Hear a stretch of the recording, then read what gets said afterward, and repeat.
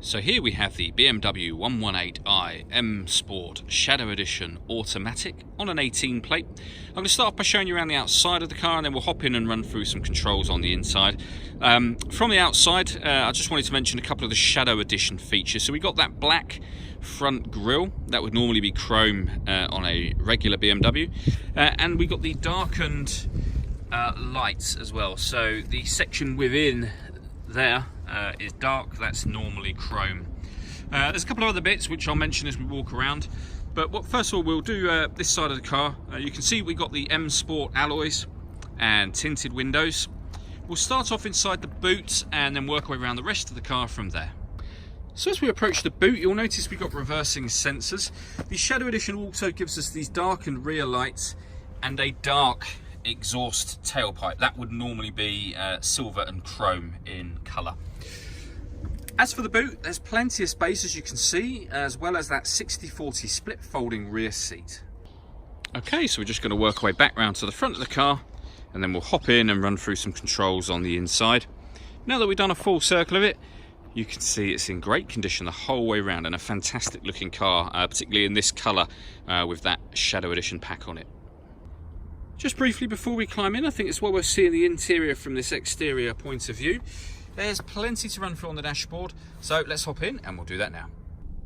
Okay, so now that we're inside the car, we're going to start with the dials. On the right hand side we've got the rev counter, and on the left hand side the speedometer and fuel gauge. In the middle at the bottom you can see the total miles for this car are 5,872.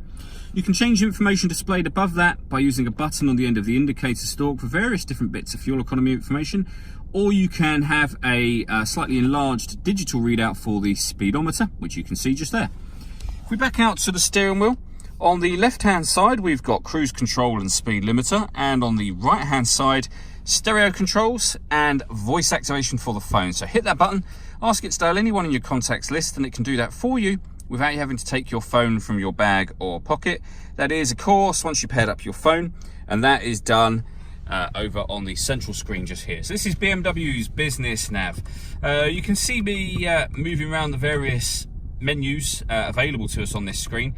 All that movement is being done using the iDrive system, which is this dial essentially. You can access certain menus from these buttons. We're on the main menu at the moment. Twist that dial till you find something you want to look at, push it down. This also moves to the right, left, up and down as well, which becomes useful within certain menus. For example, if we want satellite navigation, push the button down. If we want to look at the map, push the button down. If we want to access that panel on the left there, we just jog the dial over to the left and then rotate it, and it will show us what each of those options does. There's a full video showing how the satellite navigation element of this screen works, and that's available on our website and on our Facebook page. When it comes to music, we have DAB radio, FM and AM as well, a CD player. You can pair your phone for Bluetooth audio, and there's a USB input, so plenty of ways to listen to music, and you can pair your phone under the communication heading just there. Working our way down, we have the CD player and then climate control. So you can adjust the fan speed, you can change the temperature, cold round to hot, you can determine where you'd like the air to be distributed. Hit that button to turn the air conditioning on, or hit auto, and the car will maintain that temperature by taking full control of the fan speed, which you can see it's done.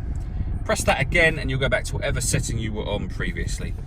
We have 2 cup holders and a 12-volt charging socket, the fully automatic gearbox, and then to the right hand side of that we can change the driving setup of the car. So we can turn off traction control with that button. The car is currently in comfort mode, which is its kind of normal driving mode. You can put it in sport mode and it'll tell us up here we've done that. You can go back to comfort, or we've got Eco Pro. There's also Sport Plus as well. What Sport mode will do is give you firmer, stiffer power steering, and the accelerator pedal will react faster to what you do, giving the whole car a sportier feel. Sport Plus is exactly the same as that, but limits the amount of traction control the car has as well. Comfort mode, as I say, is your everyday driving, and Eco Pro will be far more docile, perfect for town driving. All that leaves me to say is thank you for taking the time to watch this video. If you'd like to come and see the car in person and have a test drive, please feel free to call any of our MJA sites. We'd love to hear from you soon.